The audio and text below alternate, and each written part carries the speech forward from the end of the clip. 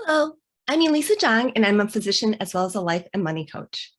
So, along with the topics of mistakes that physicians make, and I don't want to blame the physician on this one, but it's mixing investing products with insurance products.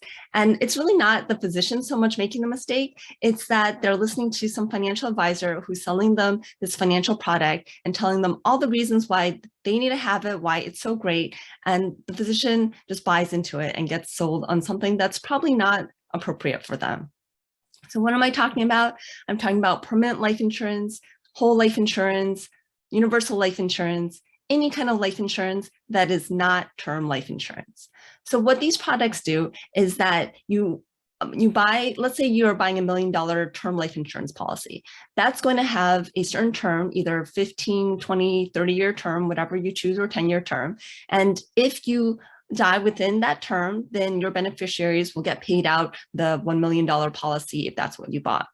If you buy a $1 million universal life policy or permanent life policy, then part of the premium goes to paying for that insurance policy, and then part of the premium actually goes into some kind of investment. Maybe it's the S&P 500 or a total market index, or maybe not even an index, some kind of mutual fund, some kind of usually stock investment. And the idea is that that's going to grow over time. And you actually need to keep these universal life insurance, permanent life insurance. It's called permanent because it's for the rest of your life. You basically have to marry into this plan, and you're going to keep paying these premiums. And it is a way to kind of make it so that you are constantly investing because you're paying for these premiums every month. The problem with this is that your life insurance premium that's bundled in with the investment is actually increasing every month because it's increasing with your age, as opposed to a term life policy where your premium is whatever age you bought it at. It's going to be the same premium every year, and you're just going to pay it once a year, and that premium is not going to change. That's why a 30-year term life insurance premium is higher than a 20-year term life insurance premium, because you're more likely to die in a 30-year period than you are to die in a 20-year period. But with these permanent life insurance policies, you're actually buying that the insurance part is actually going up with age every single time. Now you're not doing, new medical exams or whatnot on there, but it starts to become more and more expensive as you get older. And so you have to kind of potentially keep putting more money in if, depending on how much the policy has grown. So if you start these policies like really young and it's a really small policy, then there is a potential that it's going to pay out later because of the compound interest of the investing. But if you just took that same amount of money, the difference between the term life insurance and the permanent life insurance, and invested that instead, and were very diligent every month, invest in the stock market, you'd actually be doing better. And why is that? Well, these products have fees. And the reason why financial planners or financial people push these products so hard is that they make a lot of commission off selling you these products, right? So if you're buying one of these and a lot of your premium is actually going to pay whoever sold it to you and not going to investment, obviously if you just took that difference in money and put in the stock market and regularly invested, you'd actually be better off.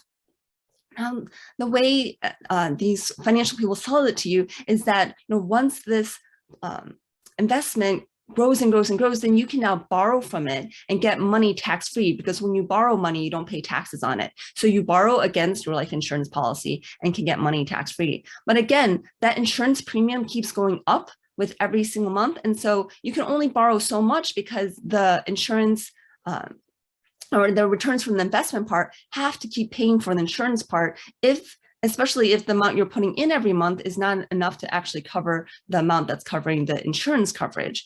And if the policy lapses and you have money borrowed out, then you have to pay it back like all immediately. So really caution you against buying anything that mixes insurance with investing. You're much better off just getting term insurance and regularly investing yourself, the difference between the premiums of that money. So if someone's really hounding you to sell you something, that's probably not necessarily for your best interest, but for their best interest. And maybe that's not the case. Maybe you really do have a financial advisor who's doing something in your best interest, and they're hounding you to open, a Roth IRA or do a backdoor Roth IRA, or, open your 401k at work. I mean, those are all things that generally people should be doing. But if they're trying to sell you a permanent life policy, don't walk, run away, and go find somebody else. So I hope this information is helpful to you. If you've already bought a permanent life policy, depending on how long you've had it for, it may just be time to just take the surrender value and cut your losses. Maybe if you've actually had it for, more than 10, 15 years, at that point, the commissions are probably all paid. And depending on your age and your ability to continue to pay the premium, it may actually be worthwhile to keep it going. Every situation is going to be a little different. There are a few instances where people might want to have a permanent life policy, which is going to pay out when they die, no matter when they die. If you have, well, I really can't think of something right off the top of my head, but there are maybe some instances where that would be something someone wants to have.